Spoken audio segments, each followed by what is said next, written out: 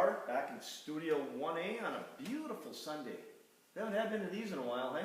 Yeah, it's plenty warm today, which is a rarity for this area. Okay, it's been a brutal June, hasn't it? Holy cow. The weather's a lot like my golf game. Just can't have 2 good days in a row. There you go. 2 good swings in a row. But at least we're not getting rain in the next, the foreseeable future here. We're going to be dry too, so that's good. 4th of July right around the corner already. Yeah, is that crazy how fast June It's goes unreal. by, hey? It's unreal. Couple little announcements here. We got the people inquiring about SS3TP t-shirts and hats and stuff. That apparel store is open. We got that open again. So our friends at Multiple people have requested this. Yes, and we don't have anything in stock. So it'll be online if you want to order stuff. The guys at Next Level Apparel or Level Up Embroidery will take care of you there. Wonderful. It's funny with these the 2 weeks here. How many things occur, and then we got to start trying to figure out what we talked about the last time we were here. But it's just the way it is with our summer schedule. But I guess number one is the NBA Finals. We got a champion. We talked about how that series was looking like Game 7. Had it written all over it. Sure enough, Pacers roll OKC at home in Game 6. And setting up the big Game 7 at Oklahoma City. But what do you say about the injury right off the bat? I mean, it was 7 minutes into the game, something like that. 9 minutes, whatever. He had like 7 or 8 points already, too. But Halliburton goes down. You can't make it up. After we already talked about the Achilles situation a few weeks ago with Dame and then Tatum. They all wear number 0, by the way. All 3 of those guys. I guess that wouldn't be... We're numbers, we're not wearing 0. I wonder what Stebbs wore. He was wearing 0. Yeah, it's kind of crazy, and I thought Indiana did a good job of making it a series. I thought OKC would probably mop the floor with them, but... they were fun to watch. I mean, as much as they drive you nuts with being a Bucks killer the last 2 years, Pacers are fun to watch. They really played good team ball. I mean, multiple guys could score for them, but no real big star, Halliburton obviously had that, his whole, the NBA playoffs was all about his clutch shooting down the stretch, but... And his dad. Yeah. Did you see the video? Apparently, and I don't know if this is true or not, but Dad left at halftime of that game after he got hurt. I saw a video of that. I don't know if that's legit or fake news or whatever, but... Yeah, so he does the Achilles. We'll talk about that a little bit more here in a second, but... It was a hell of a series. The whole playoffs, I enjoyed it, for the most part. I thought it was pretty good NBA playoffs, but they didn't have enough firepower without him to keep up with that Oklahoma City team. And what's your thoughts on SGA after all this? At first, I thought I didn't like him. I thought he was a little bit arrogant, but man, he gets to the rim, he gets to the foul line, he shares the ball. And then you hear interviews with him, and he speaks well, and seems very humble. So I think I like him. I think he's in the good graces. He's kind of turned me around too. I guess I didn't dislike him, but just didn't pay attention to him enough or watch him enough. And well, heck, your wife didn't even know Oklahoma City had a basketball that's team. Right. But he's so efficient out there with what he does. I mean, he's able to score, like you said. He gets to the rim. He's able to hit those mid-range shots. So he's not doing this scoring by launching threes. He does it from a variety of ways. He defends. Yeah, you're right. He does. He's one of those offensive guys that does defend well too. I mean, he was guarding the other team's best player. And that put 2 more names down there. Talk about guys that really compete. That whole team plays good D, but that Dort and Caruso, man, they do a lot of things. Like unsung heroes for that team. They just do a lot of things well, and they really get after it defensively. So I enjoyed watching them too. But here's a stat for you on OKC. They were the youngest team to win it all since 1979. Bill Walton's Trailblazers. Really? Youngest team to win the championship. So that's pretty cool. I'm aware of that. Yeah, that is very cool. Congrats to them. I don't know if it was the most watched NBA Finals with the smaller markets, but... Game 7, I believe I got this right. Heard this. Game 7 was the most watched NBA Finals since 2019 or 18. Yeah, I'm there. So that's good. Which I wouldn't have expected that with those 2 types of teams. But yeah, I enjoyed the hell out of it. Did you watch any of the NBA draft? Not really. I mean, there was no drama there with number one. Got a listener question on him later on, I see. So, Yeah. but I really didn't. I saw something about that knothead from Rutgers, Ace Bailey. Yep. Didn't seem real happy with getting drafted by Utah. Was it Toronto? I think it's Utah. Okay. He's going to Utah, so he was. You taught me the right answer. Yeah, he.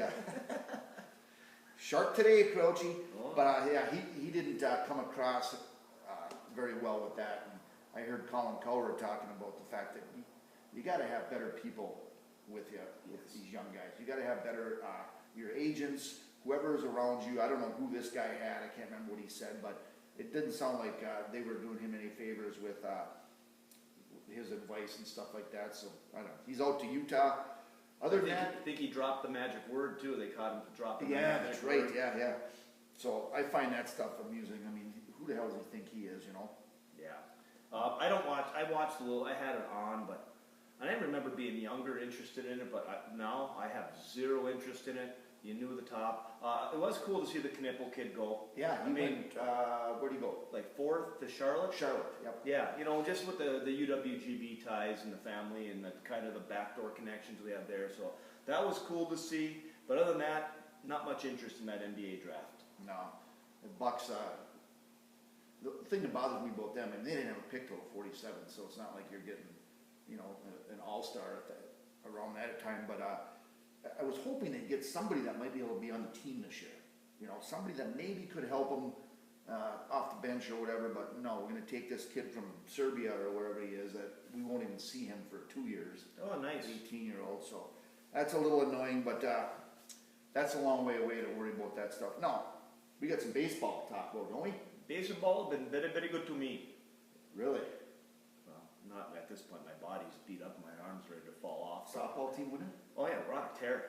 Really? Oh yeah, 3 in a row? 3 or 4 in a row. And no more playing in Mass? No, home field Tapiola. Yeah, you should have came out the other day. It was real nice. Dedicated the field to Harold Philpus, Julian Bruce were there. Nice. They do some nice renovations to it? Yeah, it's in good shape. Big turnout. Almost capacity crowd. Yeah. Huh. Well, Otter Lake old Yeah, I timers probably should have went for that. Otter Lake is on a tear, Everybody in the lineup contributing? Yep. 1 through 10? Oh yes, it's a team effort. How about Bods? Yep, he had Solid. a couple good hits. They're working his base running a little bit, but Really? he's been good. He's been good. Great addition. Fits in. Just a great group. Too aggressive on the base A pass? little bit, but hey, that's how you win.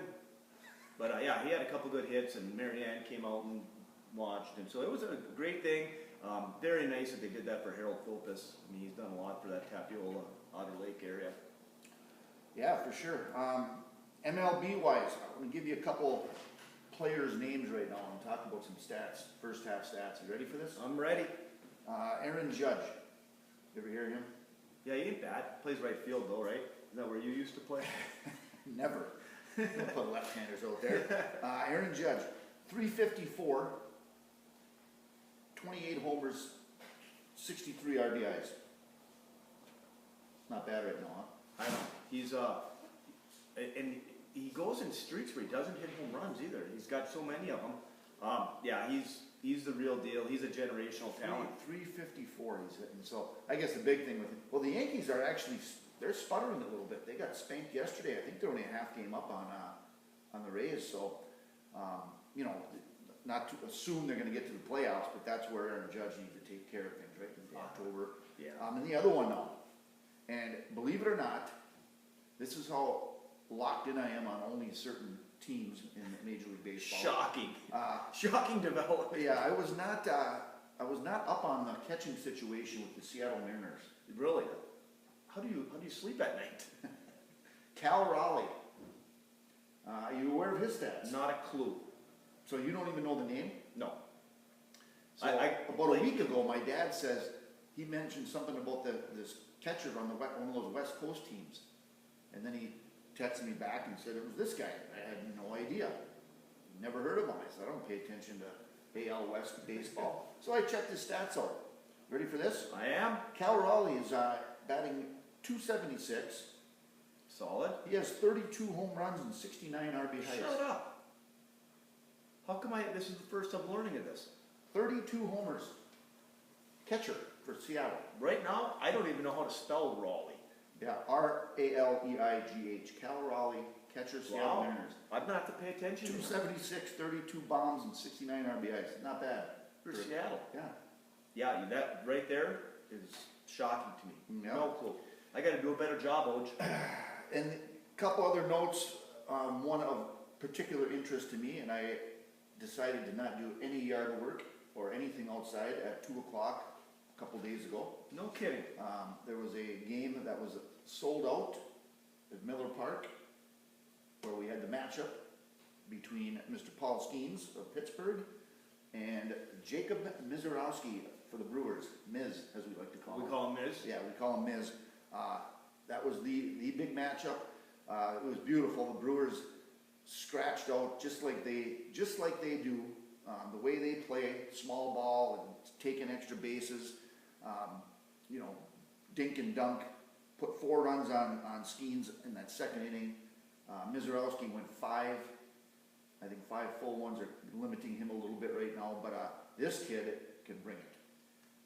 I mean, I don't know how the hell you go. If he gets his secondary pitches over for strikes, good luck. I mean, he's throwing 102 with his fastball. His slider is at 97 and his changeup is 92. Can you imagine a 92 mile an hour changeup? Good luck. Close your eyes and swing. Oh man, is he fun. So I enjoyed watching that. Of course, the Brewers got the win, but he's been outstanding.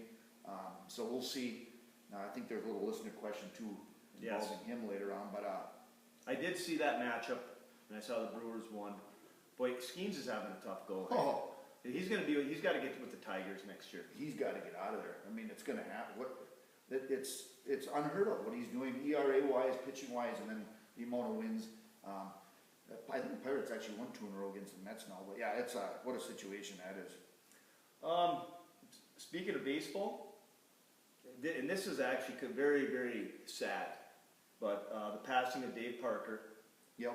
And he was one of those ones, much like Dale Murphy from that era, that weren't in the Hall of Fame. Passed away yesterday, I believe it was, right? Yeah, I think so. And he was being inducted into the Hall of Fame this summer. Oh, I did not know that. Yeah, so he was going to be inducted, and he just passed away prior to that, which is a travesty. And that's he's another one of those guys that should have been in a long time ago. Yeah, and the quote from the best Pittsburgh Pirate fan I know, not Mr. Luke Riegel, but Mr. Tom Riegel, his dad. Mr. Riegel. Yep, Mr. Riegel. He just said a lot of what ifs for his career. So I think there was a lot of, whether it was injuries or whatever else that he might have been into back in the day. 7-time All-Star, great run with We Are Family Pirates. Yep. Him and Stargell, Bill Madlock. I mean, Kent Tekulve. there you go. The couple of those pictures, remember the picture in the dugout with him smoking a lung dart? Yeah. But I actually saw him play at County Stadium because toward the end of his career, I don't know if you knew this, he came to Milwaukee. Oh, I didn't know that. Yeah, he DH'd for the Brewers. They had to have been in the American League, I guess, yet. I'm not sure. Yeah, they would have. It was old County Stadium, but I saw him play. Was he the guy that warmed up with a sledgehammer? Yep. Thought so. Plus, he was involved in a fight. Remember, there was some fight with Ray Knight and Eric Davis. Oh, really? And all that. Yeah. So, but I've always liked Dave Parker. He was one of those guys that if you're a pitcher, you don't want to see. Yeah, no doubt. Intimidating to say the least. So that was rough. I got a little baseball stat for you here. Well, you're bringing the stats today, Oj. Benji Molina, remember him? Yes. Only one slower than him running the bases was probably his brother Yadier Molina. Oh, yes. So Efficient runners.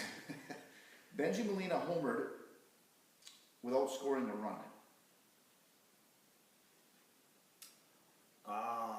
I saw something on this.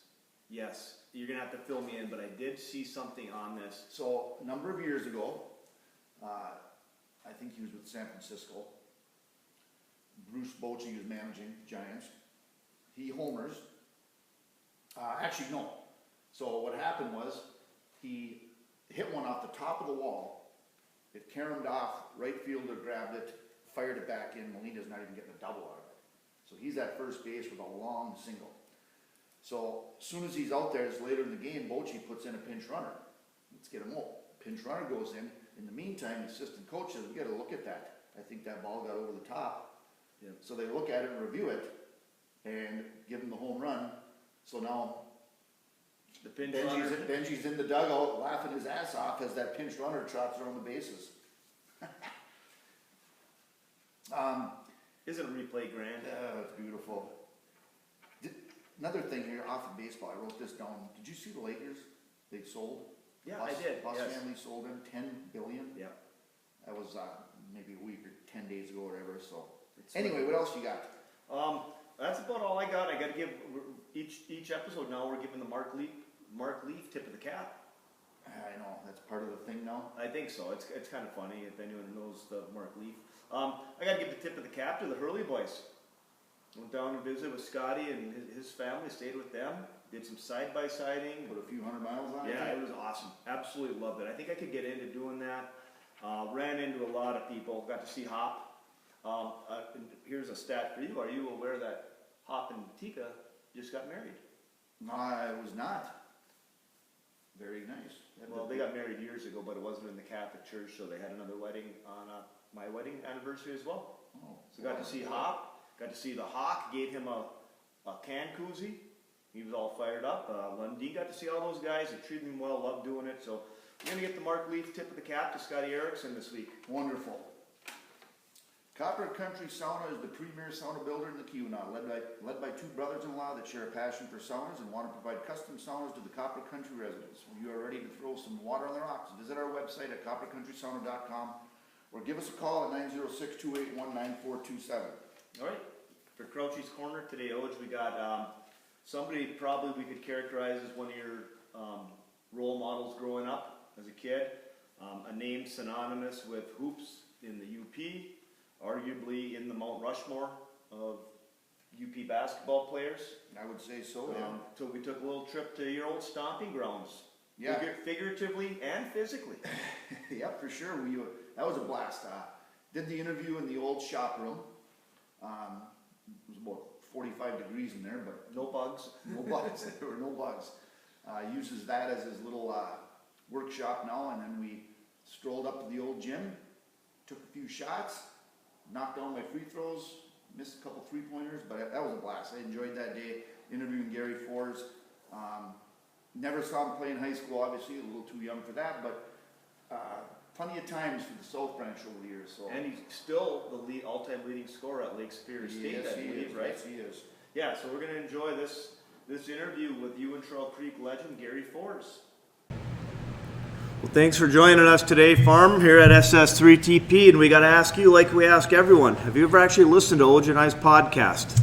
No, I have not. Shocker. Shocking, right there. Well, that's a new technology for an old guy. It sure It's is. probably debatable whether he even listens to this one. Yeah, that's a good point. But yeah, we appreciate you joining us. We're going to talk about your, Hall of Fame career and the impact you've had in the UP, and kind of share some stories with our tens of fans. All right, that sounds great. So Garrett, I think we'll start it off right away with back in high school. You were a 72 grad, but before we get into the state championship season, you guys had a hell of a team your junior year also. So look at those 2 years, talk about those 2 seasons a little bit, maybe your junior year leading into what eventually was the undefeated state championship season in 72. Well, yes, junior year we really did have a pretty darn good ball club. It was the second year that we actually made it to the regionals. We made it our sophomore year also. But Channing was actually a very good team. We beat them at home by about 50.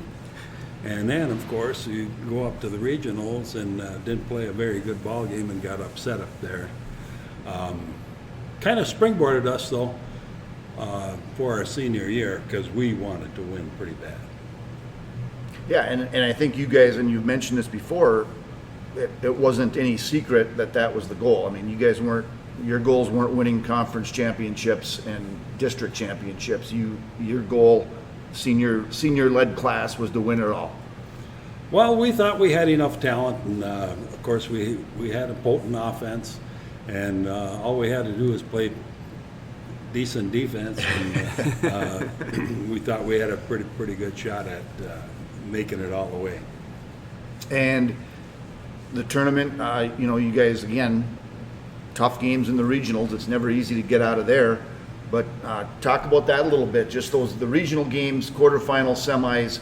And I think one of the unique things too, and you had mentioned it before, and then I saw it again on the Born in the Barn documentary, but there was a week off from the semifinal to the state final, which is odd. So talk about that a little bit. Yeah, that was quite a bit different also. But the regionals are never easy. It seems like it's always tough to get out of the regionals. I mean, every team that from the UP that goes downstate, you actually have to play some pretty good basketball to get out of the regionals. So credit to UP talent for that, And our semifinal game actually was probably our toughest game of the year against Lake City. They had a real good ball club, good guard. Played us wire to wire. We got our 6-point lead, but we held on pretty much all the way down the stretch. But very, very, very good team. And then we did have that week off. They sent everybody home for a week, and we actually flew down to Lansing, which was kind of cool, for a young guy at that time. So you guys bust down for the semis. And where were the semis? Charlevoix. Semis were in Charlevoix, bus back, and then you have a practice, and then fly down for the state championship. Yes. And of course, the state championship, really nice deal to get there and play at Jennison Fieldhouse. We really played well that game also. Our pressure really hurt Flint Holy Rosary, and we had a good 20-point lead at one time. No. So again, the high school career was, the 7-2 state title team is still something that I hear a lot about, and take pride in being from the UP. And obviously, very talented athlete, and decisions got to be made about going to play at the next level. And we just looked at some of the letters that you came across, and talk a little bit about the process of going on to play in college and how you ended up playing at Lake Superior State. Well, Michigan Tech actually wanted me really bad. Dave Cade was actually all over me. I went to the basketball camps up there, and certainly had a full ride from Michigan Tech there on my table. But they didn't have a winning team, and that was the thing that kind of kept me back from Michigan Tech. And the coach from Lake Superior State actually came to the school, and I went to Lake State to look around, so forth. Their gym was a little bit worse than ours. But they had a winning record, and we're always playing in the NAIA title games or so forth. And they convinced me to go there. Yeah, it was pretty cool. We just went through, before we started, looked at the album with some of those letters, and of course the one that stood out that you showed us, which I didn't know, was from Indiana and Coach Bobby Knight, so that was pretty cool. Yeah, I had a few big-time offers there. Indiana, of course, Bobby Knight, and University of Maryland, University of Nebraska, Eastern Michigan, University of Detroit were the Michigan teams there. But, there's a big decision when you want to go play at a big school also, is whether you're going to be good enough to crack the starting five at some point. so forth. Very talented individuals at that level. So you have to make that decision, you know. I knew I could go to Lake State and play right away. A lot of other colleges, you know, might have had to sit out a year. There was freshman basketball then also, so. So the Lake State days, you know, obviously very successful. You know, you had a well-known roommate, and I'm not talking about Bence, that you were with there at Lake State on those teams, which, you know, we had Coach Borseth on the podcast a number of episodes ago. But I mean, everything must have fit there, friendship-wise, memories, and of course, the team had a lot of success too.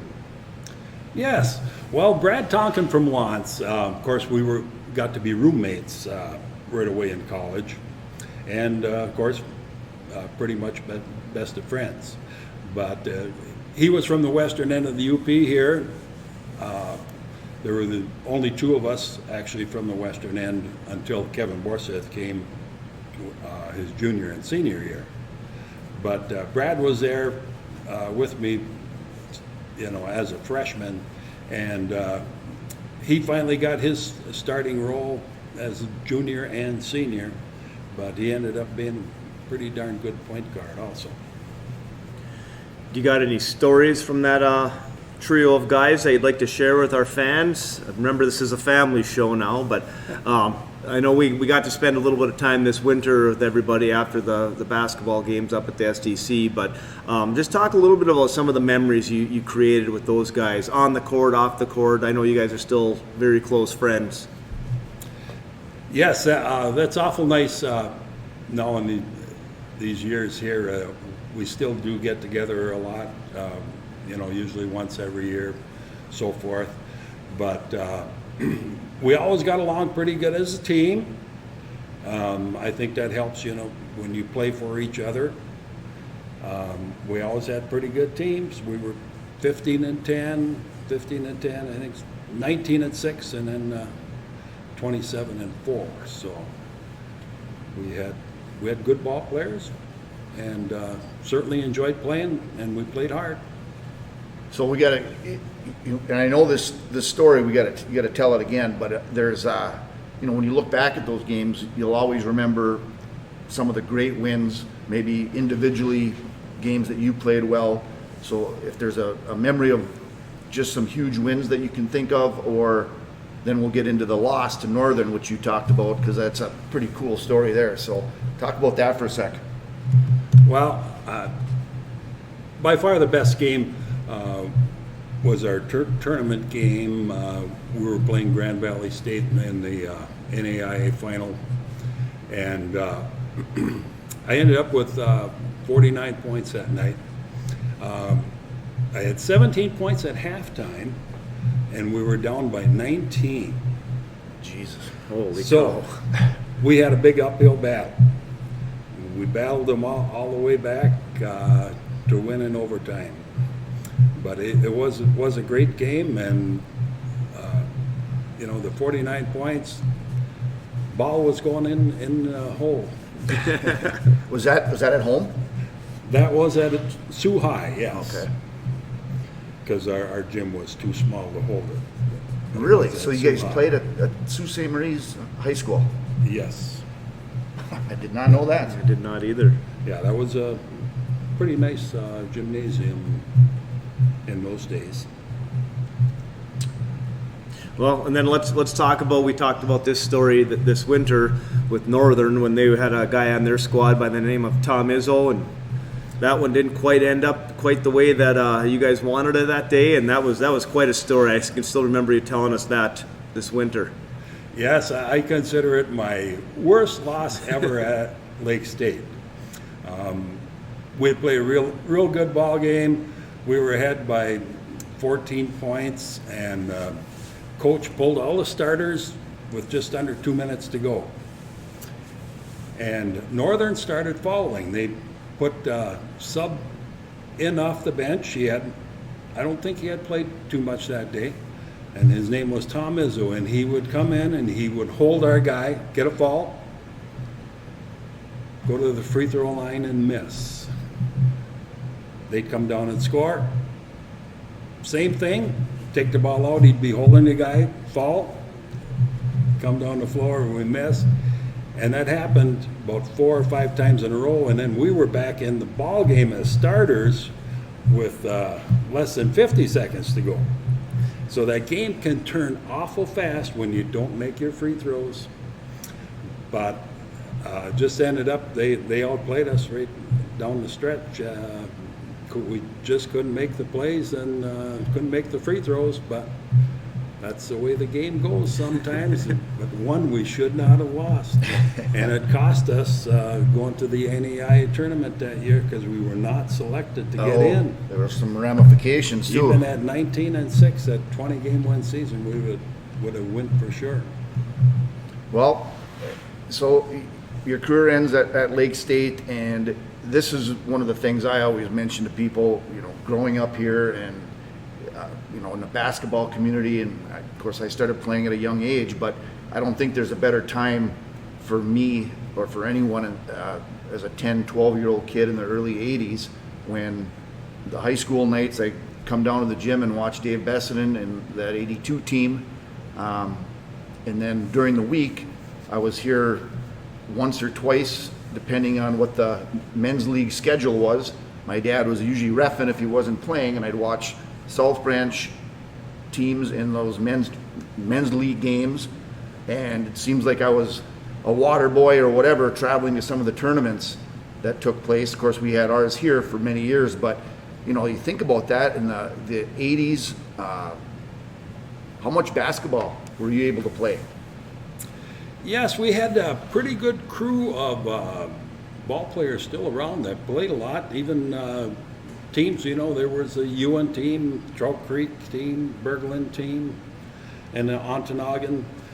So we had a good winter league. And then the tournaments were absolutely amazing in those days. Tournaments almost every weekend, but they were all over too.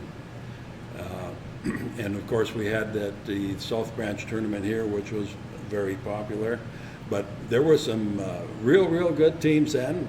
I tried to play the Class A ball with Gabby's till we got old and out of shape. Yeah, and then the next thing, and one of the things that I remember, I knew the name Gary Forrest, but then I was back teaching and coaching, and you had your boys come through, had some success there. So talk a little bit about that. Then going from the all-time leading scorer at Lake State and state champion in Ewen, and now you have your boys coming through, and how proud you were as a dad there. Yeah, well, it's awful nice to watch your boys play high school basketball. It's a true treasure because you're bringing them all to all the tournaments when they were in grade school and so forth. But it's very, very fun to watch your kids play. And when you get to know the teams that come through, you pretty much know the whole team and so forth, and all the parents. It's just a great treasure every year. And a lot of success on those teams. All Kelsey and Dusty and Christian, they had some good teams. Yes, yeah, pretty much winning seasons all the time, which was very nice. But Ewen-Trout Creek had some pretty good athletes here and good basketball, so it was very, very fun to watch. Yeah, I remember those the old tournament days were, of course my dad was involved in them big time here, but there was nothing better than that Friday night. It was a 3-day event. There'd be 3-4 games on Friday night, and then start right away at 9 a.m. and Saturday morning and go all day. But I'd be down here right away in the morning, and that first basketball, that Wilson Jet would come out of that plastic bag, and one of those guys would toss it to me to go get that thing softened up a little bit because it was tacky and greasy, but needed some bricks. Yeah, needed a few bricks. So I launched a few of those with that ball. But those days, and just be here all day long, on the stage watching all those games. And different teams that would come through. So those were a lot of fun times and good memories for me just being a kid doing it. Yes. Yeah, that was a great time. Brought a lot of people here back every year, and you saw the guys come back every year. It was always a great time, and I think they treasured it also. Well, when you look back at all the successes you've had with you and your family and stuff, what are just some memories maybe that you want to share with us here? Maybe not just a game, or just what are some of the greatest memories that you take away from your stellar career? Well, following the other teams that went downstate was a true treasure.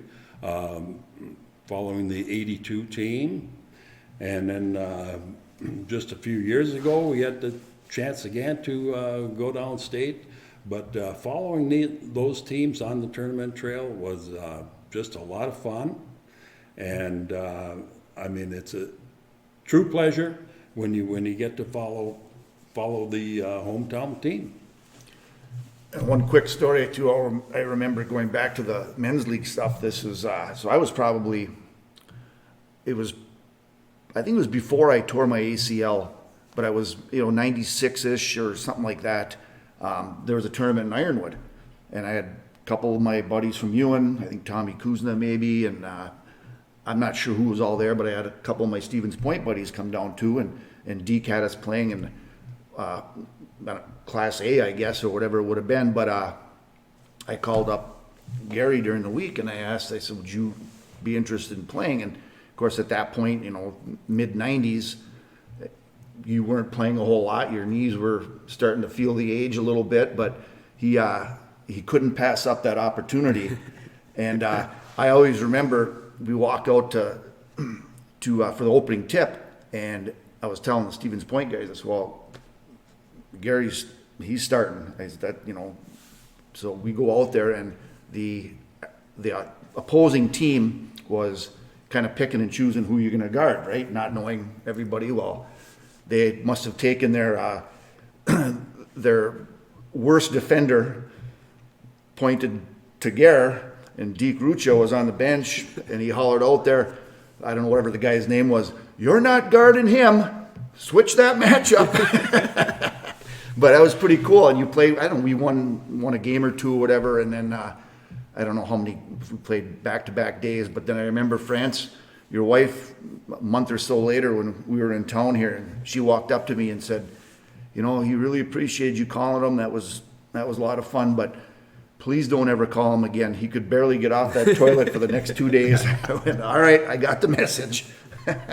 You remember that? Oh, yes, we probably played a little bit too long. Didn't give my joints that good reason to stop playing until they told me we had to stop. But it was a lot of fun. Even when you got older, you weren't in shape anymore. But you knew how to play the game, but you really couldn't shoot because your legs aren't with you. But you did know how to play defense and pass the ball, so forth. But it was sure a lot of fun playing with the younger guys. But there's nothing like playing when you're in shape and when you can run. Well, none of us know what that's like now. Yeah, I think that's pretty much it, eh? We covered it? Yeah, we appreciate you taking time out of your day to chat with us, and our listeners are going to really enjoy this. And actually, I just got to take, we are in the shop room of the old school, which I haven't been in here since graduation day, I'm assuming, 1991. But when we're done here, we're going to head to the gym, the old barn, get up a couple shots anyway. Get that Wilson jet out of the bag and soften it up for Gary. Yep, thanks a lot, Farm. Thank you. Okay, certainly, thank you. Located 8 miles south of Lake Linden on the Boojak Road, the Dreamland Restaurant is your choice for great dining. Family owned and operated for over 100 years. Whether you're in the mood for their Mexican Monday specials, burgers, pizza, or Friday fish fry, Dreamland is your next stop. And just to show you that our advertising is working, I was talking to the Hawk when we were out, and I gave him the can koozie. He was all fired up and said, I got to get it right up there. I got to go check out this Dreamland place that you guys talk about all the time. So We're just bringing worlds together here, Oj. Yeah, yeah. All right, let's hit some questions here. We got normal Matthew, and he's flirting with suspension. Today might be the day. I've actually had it with this topic. Well, the first part of it, see, he talks about the early bird getting the worm, but the second most gets the cheese. What does this mean to you? I mean, that's pretty much, is it kind of obvious? Yeah. If you go out earlier, you're going to get your head in the trap. Well, I'm chuckling. You let me go struggling, and your back leg is shimmering and shaking in the trap. I grab the cheese. And yeah. It'd be kind of like if you and I were playing football. I'll make the tackle. You'll jump on the pile. Yeah, right? Kind of. So that's what that means to me. But I think that part of this question that you're referring to would be what I hope is the last question ever for walk-up songs. It is. I just won't put it in the lesson plan anymore. Well, I mean, when you and I, do we strike you as people that need walk-up music to do anything? Well, I think if we're playing pickleball, part of that is going to have to be you got to have a little intimidation factor. I would think you can't just go out there and act totally clueless, like you're afraid. We're going to be the aggressors. So I thought right away, if we're going to do it, we got to wear all black. I mean, black tank tops, black shorts, black shoes. I don't know if we go with the black hats and. I'm not much of a hat guy when I'm playing sports. Black lens sunglasses and. Not your good ones. No. And then we have Back in Black by AC/DC play as we walk on that court. Yeah, I think that's probably a good plan. And if anyone asks another question about walk-up songs, it's automatic 2 weeks. It could be permanent. It could be the death penalty like SMU. And then he goes, and I don't know what this means, but what are the best podcast tier 2 and 3 character names? Thank you for all you do for me, gentlemen. Well, was he meaning our newest one is Swampy Steve? We have Paul from Boise. We got a new that one. was once Jerk Chicken Paul. Yes, he's been all around the block. We got a new one here today too. I don't know if you looked on the list. I saw that. I don't know, Robert. We'll get to that later. No, we have the Tool from Milwaukee. Oh, we do? Yeah. Oh, I didn't even see that. Yeah, so I don't know. I think I know a couple tools from Milwaukee. Yeah. So I'm assuming that's what he's getting at. You know, some of our more popular ones. We got Cask and Flag and Dwayne. That's a good name. Because Yeah. for people that don't know, that is a bar outside of Fenway Park. Yep. Whack Job. We haven't heard from Whack Job in a while. Yeah. Was he suspended? Maybe we got to let him know that he's back. I don't remember what happened with him. Yeah, I don't It's either. been a while since we heard from the Whack Job. You got B-Dubs with a couple aliases there, right? Painkiller also. Yeah. So those are some of our classics. Here comes the judge. I see he's back today too. Yeah. Anyway, I'm not sure if that's a good question, but thanks, Matt, from Normal Matthew. All right. No more walk-up music questions. All right, we got a new one here. It says, long-time Tenza fan, first-time mailbagger. What has happened to some of the rivalries in UP football? In recent years, we've lost historic rivalries such as Kingsford, Iron Mountain, Nagani, Marquette. What a shame. How can we get some of these rivalries back on the schedule? Should be illegal for some of these not to be played. People should be held accountable and thrown in jail. Bonus question, what are some of the best UP football rivalries that you can recall in the past that maybe aren't some of the well-known ones, but were bloodbaths every time the two teams played? This is the Tool from Milwaukee. It's actually a pretty good question. First and foremost, the playoff system changing has just absolutely ruined rivalries. We went to the division system and pushed things down, that changed things, but then you went to the 6 wins and in, so you had all this conference realignment, and now we're back to the playoff points. So now, there's no reason for Kingsford to play Iron Mountain. Right. One, if they may lose, but two, for playoff positioning, it makes zero sense for them to do it, and that's been a big part of it. A lot of the rivalries have changed with 8-man football, and just the whole, I don't want to use demise, but the whole changing of the landscape with high school football in the UP. Yeah, but they didn't do. They made some mistakes in my opinion when they revamped playoff systems years ago, and then they kept making it worse in my opinion. And this is where we're at. But the playoff points and playing schools your size, now that you don't need 6 wins, yeah, Kingsford doesn't need to play Iron Mountain. They have nothing to gain.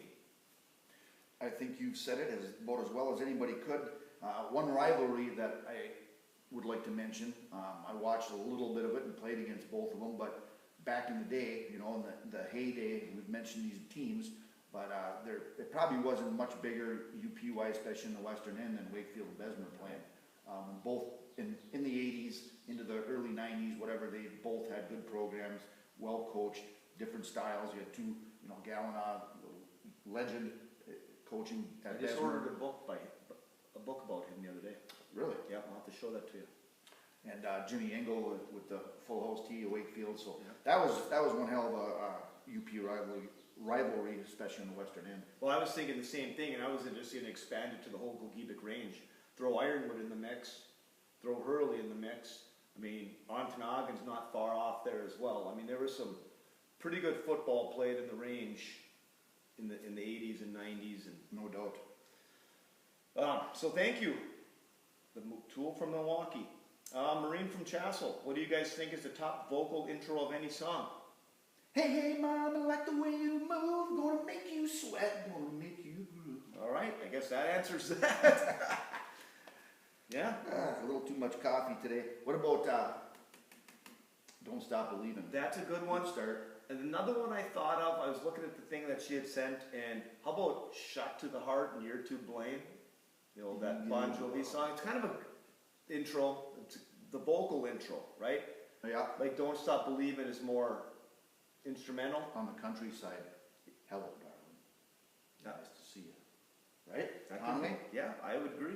So, good question. You got this next one. Oh yeah, you guys got to brace yourselves for this one. I don't even think I read this whole thing. It's difficult. Get comfortable. That's all I can tell the listeners. No, if you're driving, you might want to pull over. All right. Yeah, so you don't swerve into a logging truck. Good morning, long-time listener, first-time question asker. All right, here we go. One thing that needs to be brought up on this podcast is how many people oddly like to think that Jordan Love is on or near the same level as Aaron Rodgers, and how drafting Love in 2020 was a good draft pick. Personally, I think it's the worst draft pick in NFL history. I keep hearing people, delusional Packer fans, Cowherd, and others, well-known analysts say it's just like when the Packers drafted Rodgers behind Favre. Smart organizations always stay ahead. Like these two situations are perfectly parallel. But if you actually look at the facts, it's literally the opposite. Here's what Brett Favre looked like in the 3 years before the Packers drafted Aaron Rodgers in 05. 02, he was 27 touchdowns, 16 interceptions, rating of 85.6. In 03, 32 touchdowns, 21 interceptions. Jesus, picked a lot, eh? I already lost interest. 90.4 rating in 04, 30 touchdowns, and we're just getting warmed up here. 30 touchdowns, 17 interceptions. So that's average for 3 of those seasons. Blah blah blah. Plus, he led the NFL in interceptions 2 of the prior 3 years. And every offseason, Favre was publicly waffling about retirement, leaving the front office hanging. The Packers were also 10-6 in 04 and just got bounced in the wild card by Minnesota at Lambeau and were clearly a team on the way down. They fell to 4-12 in 2005. Drafting Rodgers was a wise choice, and the team's Super Bowl window was over and the team needed to reload. Favre was aging faster than Rodgers. Turnover prone and constantly unsure if he'd even be back. All right, we're still going on this. This is the same question? Yep. I Now, saw look at one Aaron from- Rodgers in 3 years before they drafted Oh, Jordan yeah. Love. In 17, injured collarbone, that was his collarbone year. 7-9 without him, basically lost season. In 2018, 25 touchdowns, 2 picks, 97.6 rating. The team won 6-9 because of defense and coaching meltdown. In 2019, 26 touchdowns, 4 interceptions, 95.4% rating. Went 13-3 in NFC Championship game. So over his last 2 healthy seasons, Rodgers averaged 25.5 touchdowns, 3 picks, 95.5% rating. Still extremely efficient. Still top 5 turnover control, and then just taking them to the doorstep of the Super Bowl. He wasn't old and declining. He was still elite. He was 36 years old, the same age as Favre, but unlike Favre, Trochi, there you Oh go. yeah, sorry. he wasn't openly taking or talking retirement every spring. In fact, he repeatedly said he wanted to keep playing well into his 40s. And then he proved it by winning back-to-back MVPs immediately after they drafted him, or drafted Love. So, how is that the same situation? It's completely backward. Before drafting Rodgers, teams on a decline, quarterback older, reckless with turnovers, constantly considering retirement. Before drafting Love, team was coming off 13-3, fresh off the NFC Championship, with the quarterback still at MVP level, protecting the ball better than literally anyone in the NFL history. It's why the Love pick was such a massive blown opportunity.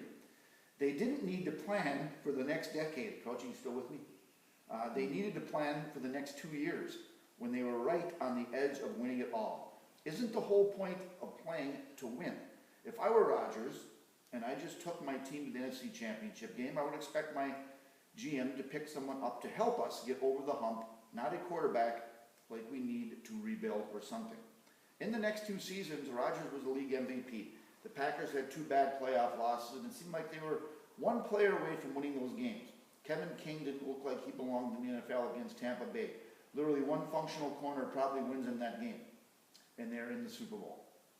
I also think that the Packers set their franchise back a decade by giving Love that massive contract. After half, I don't know if they meant that or not, I'm really starting to lose it here. After half a good season. Hey, he's just got to his question. Oh, that. So my question is, why do so many delusional Packer fans, he said that word twice now, and analysts, Is it keep delusional like, spelled correctly? I believe so. But I wouldn't be the one to ask. Drafting Love in 2020 was just smart replay of drafting Rodgers in 2005. Why do they ignore how Favre was falling off and flirting with retirement? While Rodgers still had multiple MVPs in him while they were in the NFC Championship game year before, we already heard that. How can you possibly pick a quarterback in round 1 and expect Rodgers to want to play for your franchise after that? This is blatant disrespect and incompetence. The situation was nowhere near the same as when the Packers drafted Rodgers. Before drafting Rodgers, the Packers were clearly declining with a turnover machine at quarterback. Before drafting Love, they were 13-3 and in the NFC Championship game. Apparently 1 decent DB or offensive weapon away with the best quarterback in the league. Completely different. Thanks for listening. This is Robert, old Bobby. It's from Stearns County. Oh, First of all, I need a break. Okay, first of all, Jordan Love is not the worst draft pick. Do you know Jamarcus Russell? I've heard of him. Yeah. So anyway, I will address things in a professional manner first, and then he's going to get some whap. His PP is going to get whapped. I actually liked what the Packers do with the quarterback position. Do you remember the year that Brett Hundley was our quarterback? You have to have a backup quarterback. You have to have a backup quarterback, and if you can develop them behind a superstar quarterback, I think it's a great move. It's obviously worked out. We've had 3 quarterbacks for the last 30 years, or more, almost 35 years, right? I'm still recovering from reading that. Yeah, you got way more patience than I do. But I actually think the Packers have done a good job with that. And as far as the whole Favre mad at Rodgers mad at Love, then compete for your job, right? If you're worried that they're bringing a young kid in, then keep the job. But you got to have somebody that year. Well, I don't know if he's somewhere in the middle of that half an hour I just read. I think his point was that he needed. It wasn't about the Love thing. It was about getting help, right? Yeah. Getting a wideout or, like he said, a DB. But yeah, I don't know. This is obviously a disgruntled Packer fan, whoever Bobby from Saline or whatever that is. Is that what that was? Some county. So he's got some Packer issues. There's no doubt about it. But hopefully, well, I'm sure he's a Pittsburgh Steeler guy now. That'll be. Stay tuned to that. We'll have to talk about our thoughts on Mr. Rodgers going to the Steelers. He probably has a Rodgers Steelers jersey now, wearing it. Yeah, that guy just takes the air out of the room. Bobby, or Rodgers, not Bobby. Are we suspending him? I would say so. I mean, I never, especially as a first time listener question guy, comes up with that thing.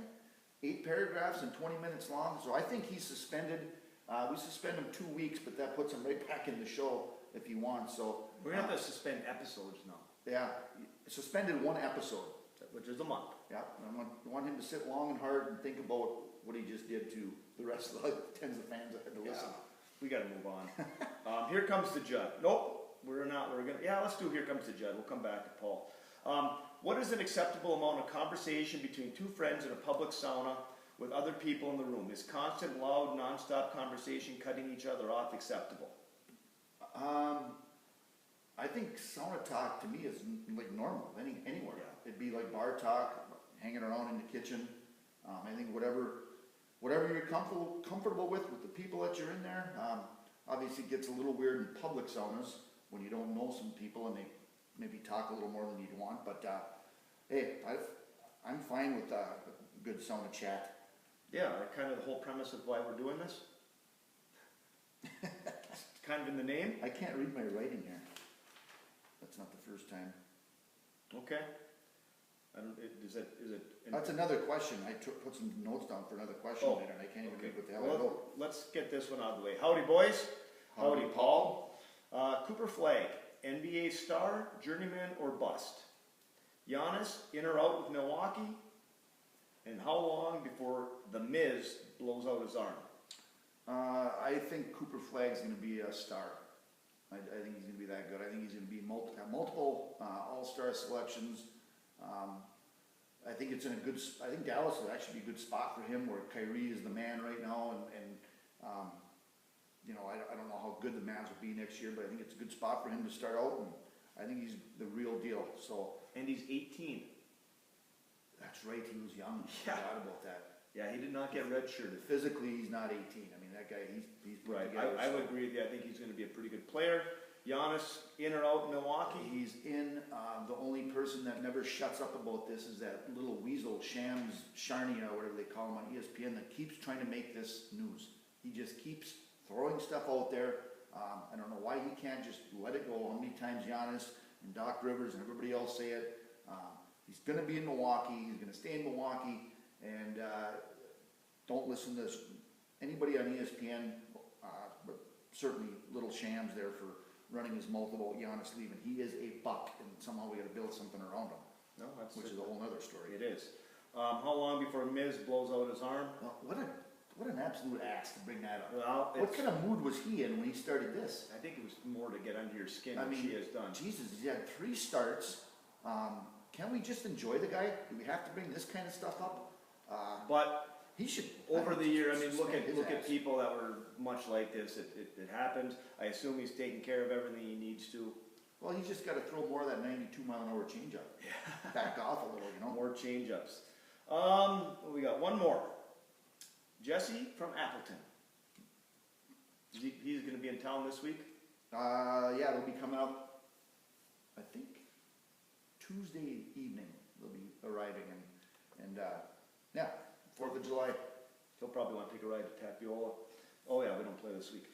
What is the most beautiful venue in all of sports? And if you were to get personalized license plates, what would they say? I think the license plate thing would probably be, for you and I could probably pick both of ours out. I'm going to put OJ 49925. Just in case he gets lost. Yeah, it's showing people when I'm stuck in the woods somewhere that I'm from Ewen. No, that's Ewen zip code. That's all I could think of. I don't know. Oh yeah, I thought you would What just were go you gonna Oj. I would just put Crouchy. Not 13. No. Venue? That's a good question. It is a great question. Now, the hard part about it is if we limited it to the ones that we were at, you know, there's not a whole lot. The places that we've actually attended. Fenway is there for me. I was there. It's historical, beautiful. I love the surroundings, that whole area. Taking the train down there and getting out, and it's just like walking across the street. There it is, Cask and Flagon into Fenway Park. So that's as far as that's one that I've been to. But the other ones that came to mind, and I just see them on TV, and they look absolutely phenomenal, both of them. And it's both baseball parks, and one is, I didn't even know it was called the Oracle, but it's San Francisco. Oh yeah. McCovey's Cove out there. floating around in the Yeah. boats behind it. That looks cool. And kind of for the same reason though, with the Allegheny River, it was PNC Park where the Pirates are. Really? Yeah, I think that looks cool as hell. So I thought of those two right away. Although if you go to Pittsburgh, then you gotta watch the Pirates, which kind of sucks. Yeah, I'm gonna go a different route. I guess the one that came to mind right off the bat would be Augusta. Oh, geez. The Masters. Good call. You know, I just never been there, but I mean, it looks beautiful. The other one that came up when we were discussing this last night was the Rose Bowl. So I think I would go with Augusta for sure. Yeah, the Rose Bowl, that looks cool also. Just the entrance into that place, right? Yeah. So two good ones, Croce. You got me on that one. Yeah, that's all I got on there. What else we got question-wise? That's all I got. Am I missing some? Yeah, we're missing disappointing moments in sports. From who? I sent you that. Oh, Garrett from Fairfield. Oh, yeah. I was on the roll. Yeah, I forgot about that. Garrett, And it's actually a pretty good question. Yeah, it is. It came in late. it did come in So late. Garrett from In Fairfield. his defense, he did say, "Hope it's not too late." Okay, let me pull that up. I did not put that in the lesson plan. Okay, it says, question for the pod this week, if it's not too late. What's the most disappointing moment in sports? Garrett from Fairfield. I gave you my answer right off the bat, and I'm guessing it was probably in your couple too, but the Weber timeout. Yeah, that one will always stick with us. I mean, man, Yeah. they were our age, that whole deal. I don't know why that has anything to do with it, but yeah, him calling that timeout in the national championship game. Yeah. You had, what else did you mention? You had another one that was pretty good too. When Duke beat UNLV. Yeah. I mean, UNLV had the dream team. Oh, yeah. One I thought of was Mike Tyson losing to Buster Douglas. That's a good one. Yeah, actually, I'm actually annoyed I didn't come up with that, because I do remember that one, and that would definitely be one. And for all of our Detroit Lion fans listening, that 08 season where they were 0-16, I had to throw that out there. Oh, yes. So yeah, thank you, Garrett from Fairfield. Alrighty. One more I gotta mention on there. And do you remember, if I threw this down, I can actually read this. Do you remember the 1999 Open Championship? Jean Van de Velde? No, don't. So you talk about disappointing, he triple bogeyed 18 with a 3-stroke lead to win the Open and lost in the playoff. You don't remember that at all? I He was don't. wading around in the water and Yeah, I thought of that one, so if any of our golf fans out there, they'll remember that, so. All right, we are ready? it is time for It is Listen to time, Lyrics. Listen to Lyrics is brought to you by Keweenaw Auto Body, located in Pine Street in Calumet. Quality collision and body repair since 1966. Stop by anytime, 8 to 5, Monday through Friday, for a free estimate, or give them a call at 906-337-1203. I can't believe you still got pages in that blue notebook. We probably are down to, we get probably 2 to 3 more, depends on how much I ramble. Anyway, so I played Nothing I Can Do About It Now by Willie Nelson a few weeks back, but it was written by Beth Nielsen Chapman, which is kind of my point, how some of these artists have, other people, the Nashville writers, guys catch on with these songs and whatnot. So, Willie wrote a ton of songs, so he didn't need to pick many of them from those Nashville catalogs or anything. But George Strait, on the other hand, his best quality, other than singing, might have been picking the perfect song for him. So King George, he knew how to pick them. No greater example than this smash hit from the mid-'80s, written by Nashville writing legends Hank Cochran and Dean Dillon. It's without a doubt the greatest bar pickup line song ever, if that makes sense to you. It's totally one complete song with only the conversation he is having with this girl. No chorus, just the pickup line of perfection. So here's King George in the chair.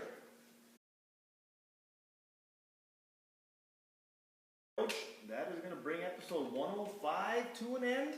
We'll be off for the next 2 weeks, which is great because we have 4th of July weekend coming up this week. Some parade, some chicken, some debauchery at Urkla's. Probably. Roids in baseball, that's another one, disappointing. Sports, when that started coming out, Yeah. that was kind of a downer. Yeah, I bet you if we sat around and we could come up with a lot of them over the years. But maybe we are the most disappointing thing in sports too. I'm sure after a couple of the questions today, people are a little disappointed, but Yeah. Anyway, thank you. We'll be back in 2 weeks. Have a good 4th. Apparel store is open for a couple of weeks. If you're one of those people that wants SS3TT shirts and stuff like that, that'll be posted on social media. Our friends at Level Up Embroidery will take care of you there, but other than that, Hey, big news too. Our boy, one of our newest buddies there, Swampy Steve, sending us a pizza. really, Yep. from? It's from down that St. Cloud area. It's a frozen pizza made down there. I think he must have listened to that episode where we were babbling on about jacks and tombstones and stuff like that, and Yeah. lots of matzah. Yeah, oh yeah. So he's apparently sending us a real frozen pizza that blows these other ones out of the frickin' water. So Well, the bar hasn't been set too high. we'll have to share that together. Boy, that could be the longest pizza delivery in the world. Yeah. See you, Oj. Talk to you later, Crouchy.